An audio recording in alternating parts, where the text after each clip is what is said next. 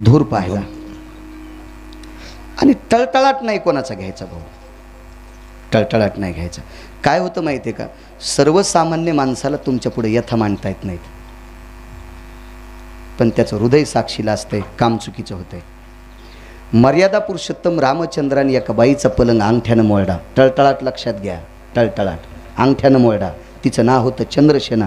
जगात रुक्माजी बाबा तितकी मोठी बाई नाही जिनं नवऱ्यासाठी अमृत आणून ठेवलं. तिनं अशी चुटकी वाजली ती, हे भास्करा तू आहेस तोपर्यंत कपाळावर कुंकू पुसल्या जाणार नाही. साधी ताकद आहे का त्या, अमृत आणले, अमृत अमृत आणले तिने, अमृत. आणि तिनं घरी बोलिलं प्रभू रामचंद्राला शेवे करता. अंगठा मारला आणि पलंग मोडला. टळटळात सांगू शाप नाही दिला, हृदय उघडं झालं. तिनं सांगितलं, देवा एक विश्वाचा बाप आहेस रे, म्हणून स्वागताकरता घरी बोललंस तर माझा पलंग मोडलास. ज्या अंगठ्यानं पलंग मोडलास याच अंगठ्याला बाण लागून तुझी शेवटची यात्रा संपल. भिल्ले विंधिले शारंगधर. हो, द्वापारयुगात श्रीकृष्ण परमात्म्याच्या अंगठ्याला बाण लागला आणि त्याच अंगठ्याला बाण लागला आणि देवानं विश्वाची यात्रा संपली. पुढं बसलेले मालक आहेत मारुतीराय, फार मोठे अधिकारी. शिवाजी काका लय मोठी ताकद याची. ह्या मालकाच्या ताकदीत की ताकद जगात कोणाचीच नाही. विश्वाच्या मालकाची हरपलेली बायको त्यानं सापडून द्यावा. जगात कोणीच नव्हतं बरं, फक्त मारुतीराज करू शकत होते. महाराज प्रभू रामचंद्राला रावणाच्या सोबत राज्य जिंकून द्यायची ताकद पण मारुतीरायच होती. अर्जुनाला गादी हस्तिनापूर इंद्रप्रस्थाची द्यायची ताकद फक्त मारुतीरायच होती. ध्वजस्तंभावरी वानरू. हो, हा शब्द म्हणल्यावर मारुतीरायला राग आलता बरं. गुरुवर्य नथुराम बाबा सांगायचे, ज्ञानोबाराय ओई लिहित होते, ध्वजस्तंभावरी वानरू. आणि वानरू शब्द लिहिला की पानाच्या खाली शेपटी घातली. नथुराम बाबा सांगायचे, पानाच्या खाली शेपटी घातली. आणि ज्ञानोबारायने असं पाहिलं, अंजनी सुता लिहू द्या ना. म्हणले, माऊली मी वानर आहे. जरसे दमदारानं पुढे लिहिलं, मूर्तिमंत शंकरू, मूर्तिमंत शंकरू. त्याला मारुतीरायाचे डोळे भरून आलते. काय ताकद महाराज या लोकांची. आणि अर्जुनाचा रथ कधीच जळालता पण जळू दिला नाही फक्त या महात्म्यानं. आणि या महात्म्यानं बाईच्या मालकाला वैधव्य, बाईला वैधव्य प्राप्त केलं मारुतीरायामुळे. भुंगे मारले ना ते, भुंगे मारले. मारुतीरायाची शेपटी धरली बाईनं. टळटळाट. ती म्हणली, हनुमंता तुझ्यासारख्या जगात 19 संन्याशी आहेत बरं का, त्याच्यापैकी एक नंबरचा संन्याशी. काही लोकांना अशा शंका वाटतात, वाचायचं दुःख वाटतं, त्यांना कंटाळा येतून ते म्हणते ते असे काय वाक्य. ऐका, एक नंबरचा संन्याशी का, जगातले जेवढे ब्रह्मचारी संन्याशी झाले तितक्याचे शरीर त्याच्या माईनं बापानं पाहिले, लहानपणी नातेवाईकानं पाहिले, लहानपणी मित्रानं पाहिले. जगात एकच असा संन्यासी आहे की त्याचे इंद्रिय सूर्यसुद्धा पाहू शकत नाही. नैष्टिक ब्रह्मचर्याचा कासोटा, ते म्हणजे मारुतीराय. आणि त्या मारुतीरायाच्या शेपटीला पकडलं. हनुमंता काय प्रकारे. काही नाही म्हणले, आईसाहेब एक काम करू शकतो. प्रभू तुमच्या पलंगावर तुमचं स्वागत घेण्यासाठी येणार होते. अंगठ्यानं मोडा, ते दुःख मान्य. तुमचा टळटळाट लागला, पुढच्या अवतारात अंगठ्याला बाण लागन, प्रभूची यात्रा संपल, याबद्दल मान्य. पण मी भुंग्याला मारल्याबद्दल माफी मागतो. माफीने जमणार नाही. माय तू पुढच्या अवतारात विश्वाच्या मालकाची पत्नी होशील. सत्यभामा म्हणून जन्माला आली. तेने तेजकांती प्रसन्न केला, तो तेच्या चरणावरी लोळाला. चंद्रसेना म्हणती ती येला हो. तेज कांती महाराज, त्याच्या इतकं तेज जगात कोणी नाही. प्रसन्न केला. पण एक लक्षात ठेवलं, हनुमंता जगाचा बापपती भेटेल रे, जगाचा बापपती भेटेल रे. पण जोपर्यंत शरीर श्वास घेतंय तोपर्यंत बायकांमध्ये कुंकू लावायला भेटत नाही. याचं काय करशील. आणि टळटळाट लागला. रामेश्वरला शेपटी नाही. रामेश्वरला जा, मारुतीरायाची पिंड मूर्ती पहा, शेपटीत नाही. महाराज टळटळाटानं एवढ्या मोठ्या संन्याशाची शेपटी तुटते. टळटळाटानं पंढरपुरातल्या मालकाच्या अंगठ्याला बाण लागतोय. टळटळाट घ्यायचाच नाही. भांडण मिटवायला बलीला मर्यादा पुरुषोत्तम रामचंद्राला. शाप परवडा. एखादं म्हणलं तोंडान तो खाना खराब होऊ, तो सत्यानाश हो, काय होत नाही डोमलं. पण टळटळाट लागला की चुकतच नाही. दोघा भावाचं भांडण मिटवायला गेले आणि एकाला मारलं रुक्माजी बाबा. मरता मरता तोंडातून वाक्य पडलं, देवा तू देव आहेस असं सांगितलं असतं तर भावाला किसकिंदा दिली असती रे. चुकून त्याची बायको डोंगरावर नेऊन ठेवली, त्याची बायको त्याला देऊन टाकली, दिली असती. यानं चूक केली ती ना वालीनं. पण तू जर म्हणला असतास मी देव आहे ते मनानं सगळं केलं असतं, तुम्हाला झाडाच्या आडंगी उभं राहून बांधका मारलास. लक्षात ठेव, देवा तुला मारण्याची ताकद नाही, पण येळ आल्यावर सोडणार नाही. हृदय म्हणते. हाच वाली जरा नावाचा पारधी झाला आणि द्वापार युगात विश्वाच्या मालकाला मारलं. टळटळाटी बोल बघा त्याची बाई. महाराज एवढा मोठा अंगद नावाचा पुत्र जन्माला आला. अंगदासारखा पुरुषार्थी कोणी असेल करक म्हणजे बाबा? कोणीच नाही. स्वार्थी होता का अंगद? लंका देऊ केली ती लंका नको म्हणले. वडिलाची रीत जाणत असो. एवढी मोठी शक्ती अंगदाची. आणि तो अंगद ज्या व्यक्तीनं त्या माऊलीनं प्रसवलाय तिनं सांगितलं, देवा आमचं चाक मोडस रे, आमचा जोडा मोडास रे, कशा करता आमचा सगळा अर्धावट संसार सोडास. लक्षात ठेव, तोंडानं तुला काही म्हणू शकत नाही, पण हृदय थांबत नाही रे. आणि हृदयातून टळटळाट लागला, भाऊ सीता प्राप्त जरी झाली तरी घरी राहणार नाही. महाराज कोणाला श्रीमंत कोणाला भिकारी करायचं ही जिच्यात येते त्याला गरड महाराज तिला लक्ष्मी म्हणतात. आणि तिला पहिलं पोरग झाल्यावर बाळात नाही, पळसाच्या पानावर पोरग टेकलं. म्हणून ते मर्याईचे गाणे होते ना पहिले. अरुण्या गवनामध्ये सीताबाई बाळा तिनं, तिला बाळा त्याचे वान, तोडी पळसाचे पान. हे काय अभंग नाही म्हणा, पण माझ्या लहानपणी असं ऐकायचं. पण मला इकडं पुरा पलशम पात्रा सजायते नम क्रिया बाल्या सुजायतम धरादयो. हे पुराण सांगते. पळसाच्या पानावर स्वतःचा पुत्र टेकला. काय महाराज, देवा टळटळाटे. मग विश्वाच्या आईला टळटळाट जर चुकत नाही तर तुमची आमची काय कथा आहे महाराज? त्या बाईनं जळत्या पोराचा धूर पाहिला आणि देवाला सांगितलं, देवा अरे चूक केलीस रे देवा, चूक केलीस. याच्या हातानं माझं व्हायला पाहिजे होतं देवा, याच्या हाताने माझं व्हायला पाहिजे होतंस, पण देवा माझ्या हाताने पोराचं केलंस, हे चूक केलीस बरं का देवा. आणि भाऊ टळटळाट लागला. आणि विश्वाच्या मालकाला मारायची ताकद नव्हती पांचाळ सर. पण झालं काय, जितकं दुःख मला होईल तितकंच दुःख तुझ्या आईवडिलाला होईल. जन्माला आला आणि 11 वर्ष 53 दिवस गोकुळात राहिला. नंदाच्या घराला मजने गोकुळाला. मागचं पापाचं गटुडं घेऊन आला म्हणून देवकीकडे राहता आला नाही, यशोदेकडे गेला म्हणून पहिल्याकडे गेला. वैकुंठीचा हरी, वैकुंठीचा हरी, वैकुंठीचा हरी, वैकुंठीचा हरी, वैकुंठीचा हरी, वैकुंठीचा हरी, वैकुंठीचा हरी, वैकुंठीचा हरी. कान्हा यशोदेच्या घरी, कान्हा यशोदेच्या घरी,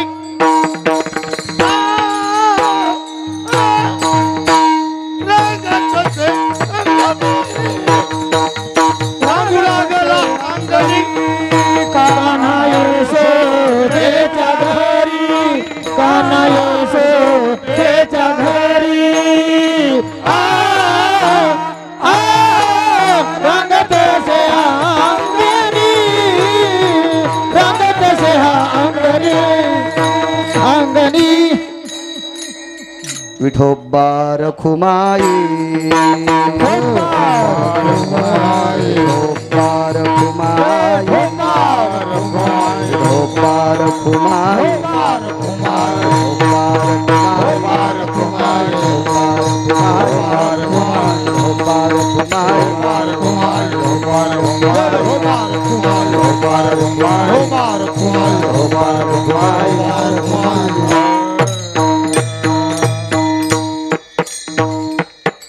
जगदानंद कंद जगतपती वैकुंठातला हरी यशोदेकडे का आला याचा पुरावा मांडत राहिलो. 1:15 वाजून गेलाय. प्रसाद येऊनाचे दिवस आहेत, ज्याता त्याला आपापल्या घरी पुन्हा पाहुण्या राहुण्यांना जायचंय. नंदाच्या घराला मजने गोकुळाला जन्म विश्वाच्या मालकाचा झाला. प्रगट झाले आयुनी संभव दोन्ही अवतार. राघव 7व्या अवतारातली तीच गोष्ट, 8व्या अवतारातली हीच अवस्था. 2 अवताराची 2 क्रिया आहेत. एक दिवसा जन्माला आला, एक रात्री जन्माला आला. माध्यानाशी दिनकर पळभरी होय स्थिर, माध्यानाशी दिनकर. भगवान प्रभू रामचंद्र जन्माला आले त्यावेळेला सूर्य थांबला. पळभरी होय स्थिर. आणि द्वापार युगात विश्वाचे मालक जन्माला आले त्यावेळेला चंद्र थांबला होता. चंद्र थांबला कारण तो सूर्यवंशातला अवतार हा, तो चंद्रवंशातला अवतार. भगवान जन्माला आले आई बाबाला 8 वर्षाची मूर्ती सांगितलं, बाबा मला इथं ठेवू नका, नंदाच्या घराला मजनी गोकुळाला. तुम्ही म्हणताल माया हे सगळे हे राक्षस ते म्या मोहिले सकळ, त्याची काळजी करू नका. उचलिला कमळापती पायीची बंधने गळती, हातापायातल्या बेड्या गळाल्या आणि भगवान सुपात घेतलं वसुदेवानं. आपल्या शास्त्रामध्ये सुपाला एक अनन्यसाधारण महत्त्व आहे. सुपामध्ये पितांबर अर्धा टाकला, त्या पितांबरात कृष्ण परमात्मा ठेवले, त्याला गुंडाळलं आणि ते सूप डोक्यावर घेतलं. बसा बसा बसा बसा. सूप डोक्यावर घेतलं. बरं बरं बरं ठीक आहे, काय हरकत नाही. डोक्यावर सूप घेतलं आणि बाहेर आले. पाऊस पाण्याचा पडत नव्हता रत्नाजी बाबा, तो अमृताचा पडत होता, अमृताचा. शेष असा विद्वान व्यक्ती आहे. शेषानं अविरत देवाची स्तुती केली. किती स्तुती केली? त्याच्या जिभेच्या 2000 जिभा झाल्या 2,000 जिभा. देव कावो विटेवरी उभा उभा. इतकं चिंतन केलं, इतकं चिंतन, तितका पवित्र, तितका स्तुती करून पवित्र झाला, म्हणून जगाचा मालक त्याच्या अंगावर झोपला. शेषाचा पलंग केला, शेषशाही भगवान. आणि पलंग जाऊ दे बसा, काय तो पलंग खाली बसून प्रकाश. विठाला विठाला विठाला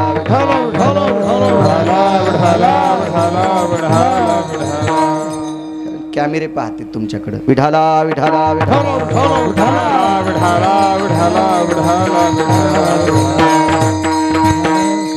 पलंग शेषाचा आहे. त्या अर्थी किती पवित्र शरीर असेल आणि देवाचा अनुभव किती मोठा असेल. रुक्माजी बाबा त्यानं विचार केला, याचं दर्शन घेतल्यावर दुसऱ्याचे संकट जातील आणि याला संकट कशी येतील, म्हणून वरती छायाधरी शेष. आज अजित परमात्मा आहे, त्याच्यावर डोक्यावर सावली. पाऊस कशाला पडू द्यायचा अमृताचा, म्हणून थेंब पडू द्यायला नाही. डोक्यावर शेषानं सावली धरली. पुढे भगवान चालत होते, आपलं वसुदेव चालत होते, डोक्यावर भगवान होते. यमुनेच्या तीरावर आले. भगवंताचा जन्म बुधवारी झाला. वर्षा ऋतू आहे, श्रावण मास आहे, बुधवार दिवस आहे, रोहिणी नक्षत्र आहे. रोहिणी नक्षत्र याच्याकरता स्वीकारलं, कारण 2 होती. कारण रोहिणी ही भगवंताची 12 मातेपैकी एक आई होती.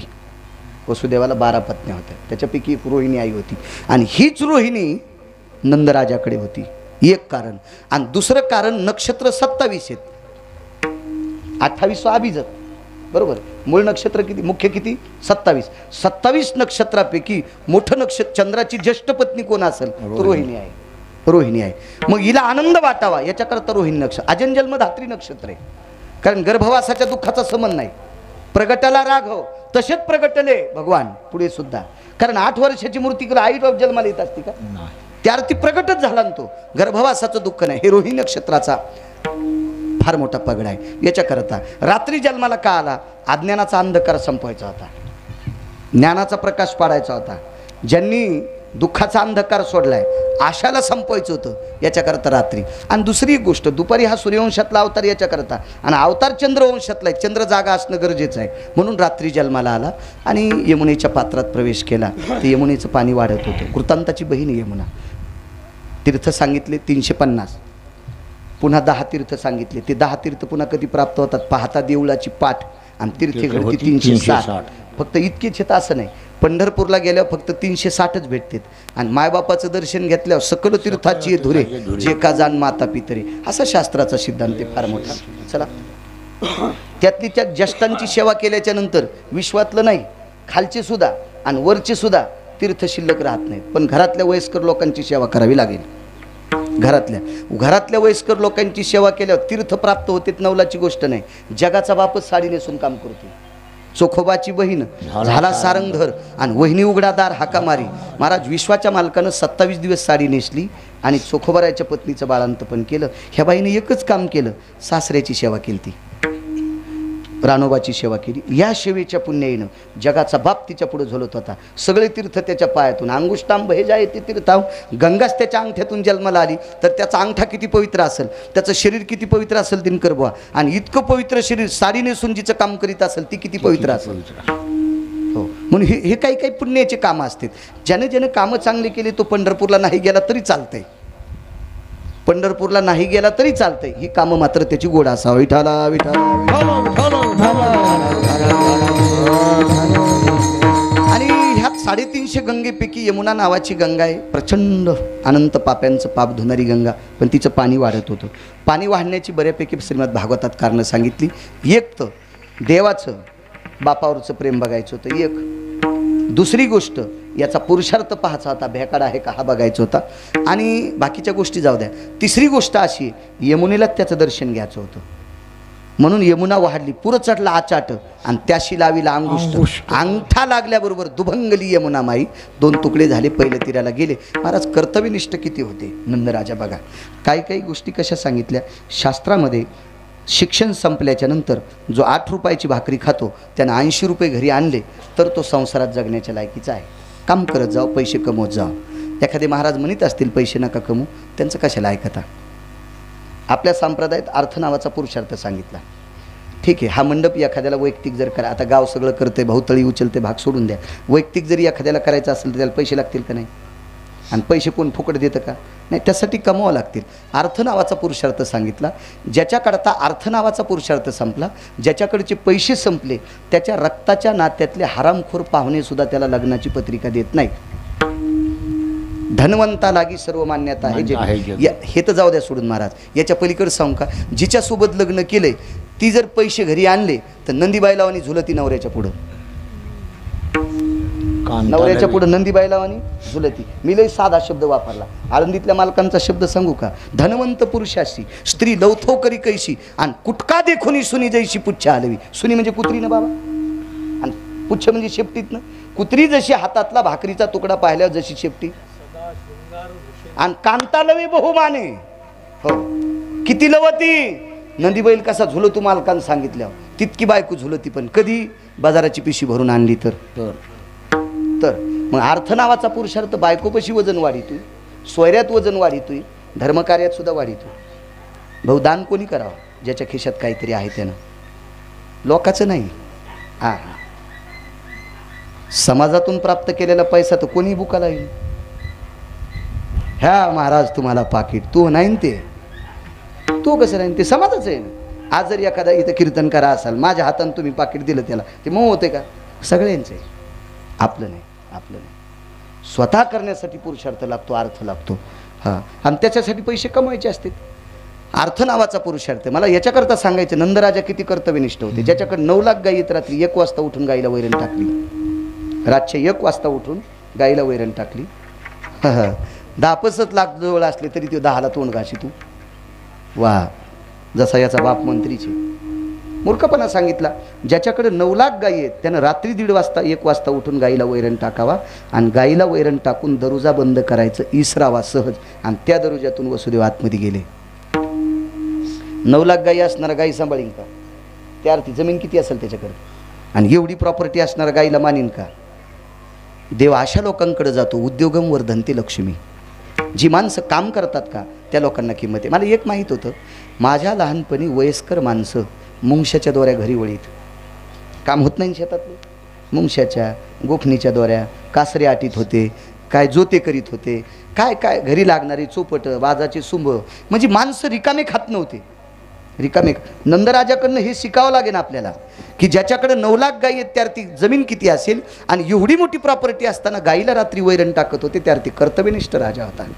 आणि असा कर्तव्यनिष्ठ राजा म्हणून वसुदेवाला ते दरोजा सापडा. आतमध्ये गेले, यशोदेच्या मंचकावर. काय भाजीला फोडणी राहिली का? बरं बरं, ठीक आहे ठीक आहे, सांगा ना असं. तर मग ते यशोदेच्या मंचकावर कृष्ण कन्हैयाला ठेवलं. अगोदरच मुलगी होती, खरं तर यशोदेला मुलगी झाली ती. दाईनं आंघोळ घातली रखमाजी बाबा, तिला टाळू माखली, आंघोळ घातली, तिला ते कपड्यात गुंडाळून ठेवलं. आणि आता रात्री झाल्यामुळं गावाला माहीत नव्हतं, पण घरच्याला सगळ्याला माहीत होतं. नंदाला मुलगी झाली, यशोदेला मुलगी झाली, नंदाला मुलगी झाली, यशोदेला मुलगी झाली. आणि सकाळी काही काही बायका वाण घेऊन आल्या. वाण नेत होत्या ना, वाण घेऊन आल्याच्यानंतर यशोदेला विचारलं, बाई मुलगी दाखवती. म्हणली मुलगी नाही, मुलगा आहे. फिरविले दोन्ही कन्या आणि चक्रपाणी. एका रात्रीत फिरवलं, त्याला काय करता येत नाही. सकाळी पाहतेत तर मुलगा आहे. गवळण म्हणती गवळणीला, गवळण म्हणती गवळणीला, पुत्र झाला यशोदेला. गवळण म्हणती गवळणीला, पुत्र झाला यशोदेला.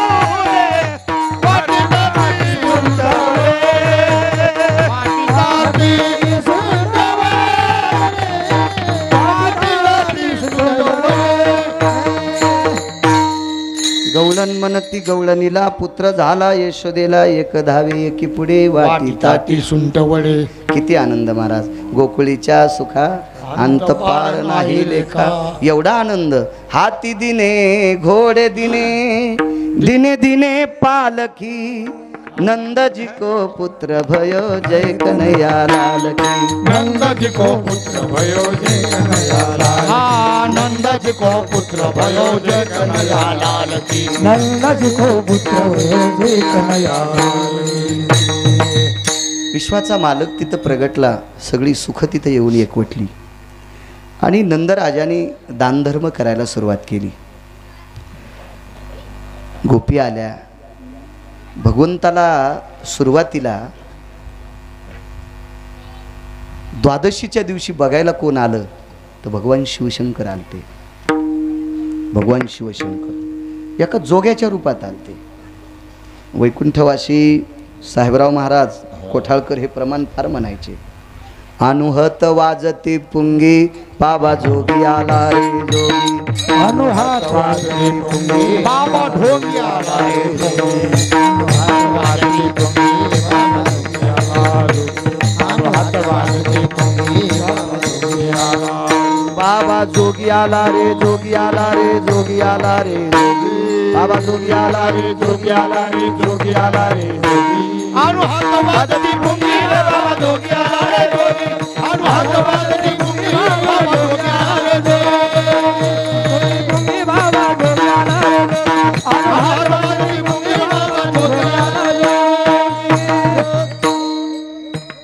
भगवान शिवजी द्वादशीच्या दिवशी आले आणि द्वादशीच्या दिवशी विश्वाच्या मालकाला पाहिलं त्या दिवसपासून तांडव नृत्य सुरू केलं आनंद वाटला कारण विश्वातल्या नालायक लोकाला संपवणारा जन्माला आला असं प्रभूला वाटलं अमावस्याच्या दिवशी आलती ती वासना तिला पुतना म्हणायचं ही राजा बळीची रत्नमाला नावाची कन्या होती आणि भगवंतानी वामन रूपामध्ये राजा बळीला पाताळात घातलं याच्याकरता तिनं इच्छा अगोदर केली ती की मुलगा व्हावा देव म्हणला मी होईन आणि तुला विष पाजून मारीन भगवान म्हणले तेही पूर्ण करीन वासनाही संपली पुतना सुद्धा महाबळ आला आगासूर आला रिठासूर आला अरिष्टासूर आला धेनुकासूर आला ही सगळी मोठमोठाली काग वगैरे ठामारी कागो बगारी ठामारी रे बापन अवघे दैत्य ठाणी बुडविली अवघे दैत्य ठाणी बुडविली कागो बगारी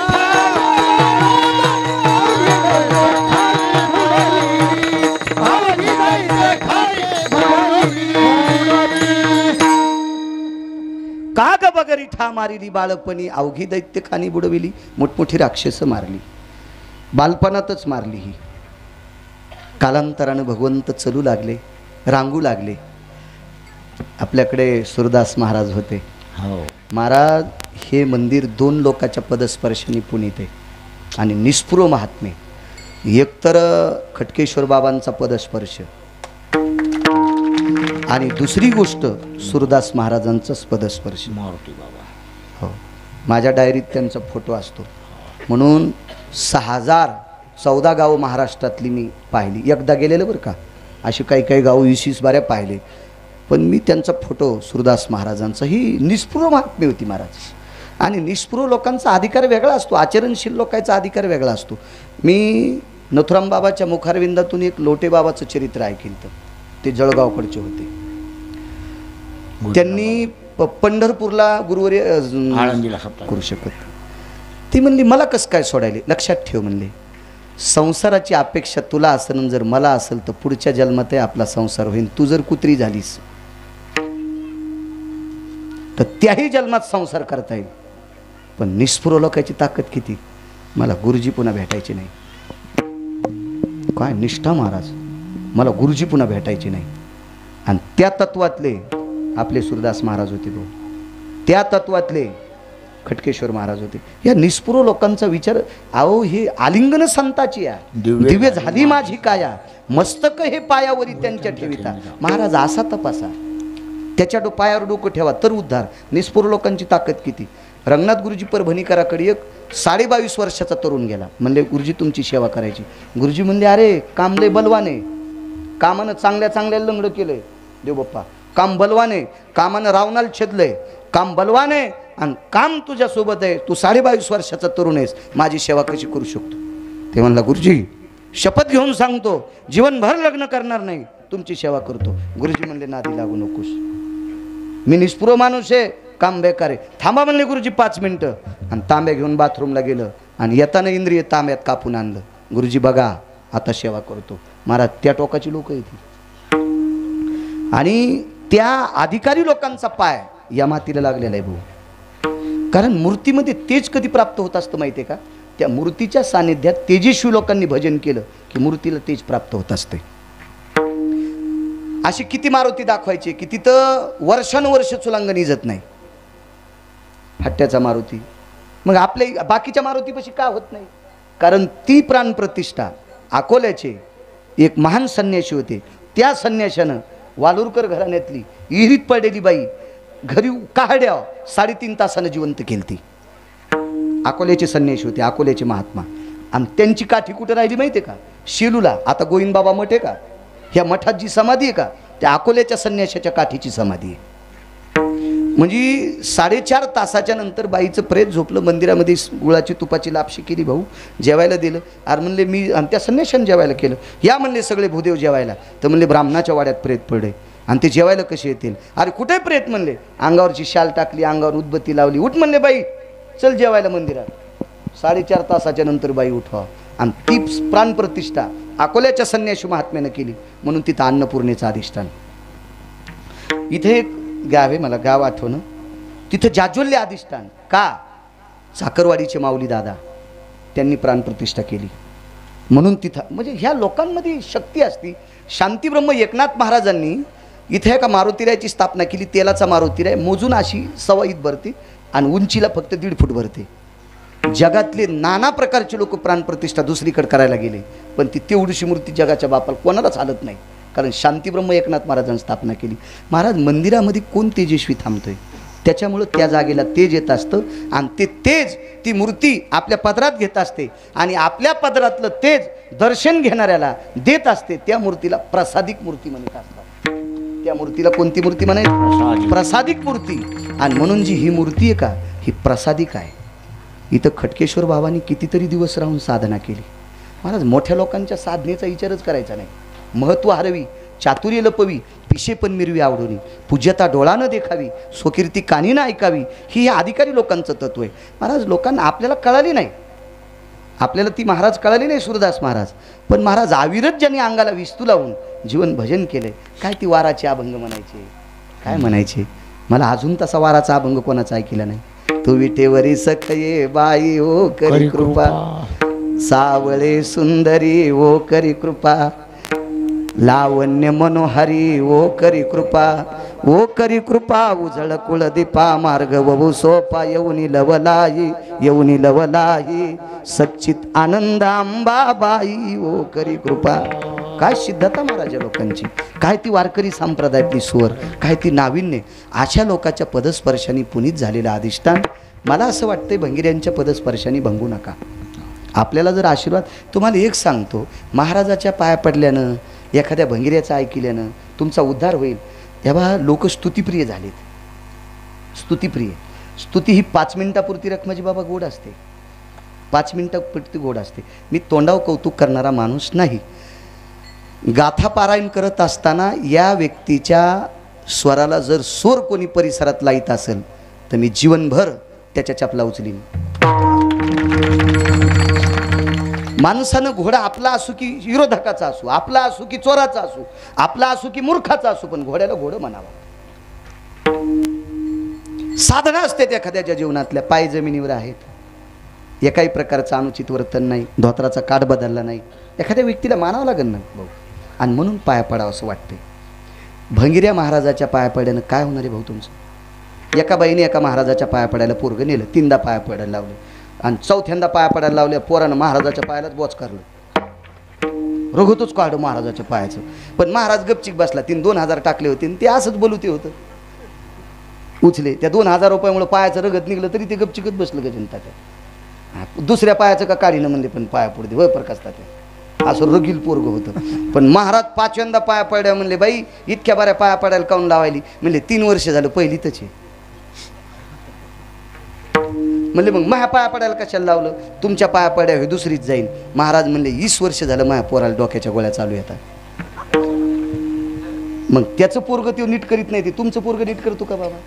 तुमचं पोरग नीटच करायचं असेल तर वारकऱ्याच्या पाया पडा. वारकऱ्यात ताकद असते. अहो वारकऱ्यानं तृतीयपंथी म्हणजे नपुसक टोलनाक्यावर टाळ्या वाजणाऱ्याला विमानात नेलंय. पिंजारी तो दादू. काय वारकऱ्याची ताकद आहे, किती मोठी शक्ती वारकऱ्यांची. आणि म्हणून पाया पडत असताना तात्विक सात्विक सदाचारी पुण्यशील लोकांच्या पडत जा. चला बर वा छान झालं.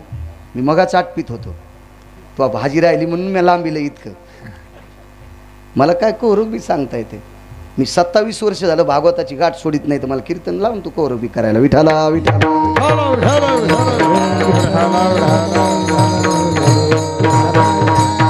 योग असा आला.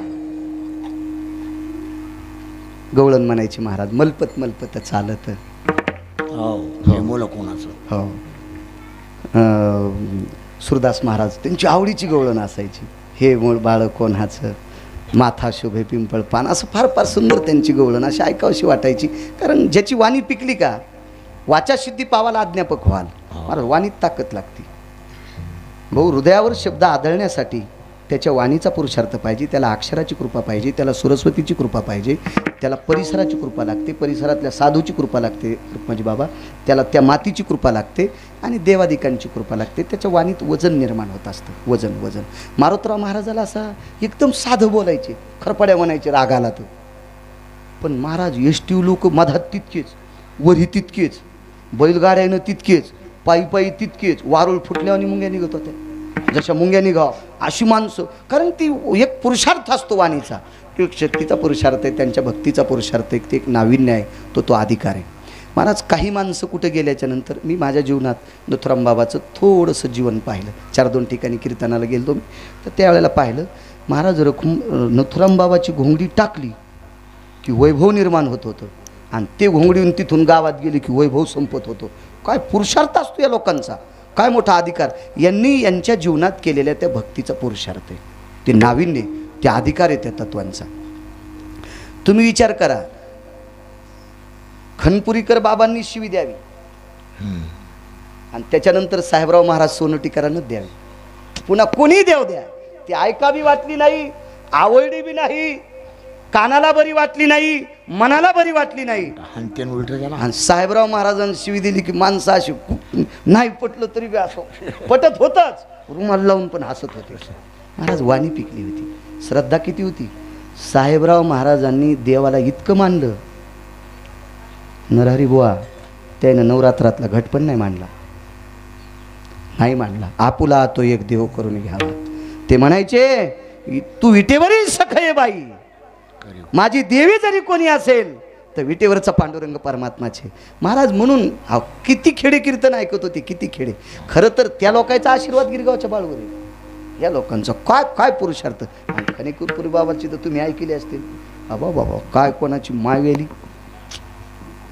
नामदेव वा एखादा स्वर चुकला आणि प्रमाण चुकलं, बाबा बाबा स्वराविना गाय पुढचं नाही म्हणे.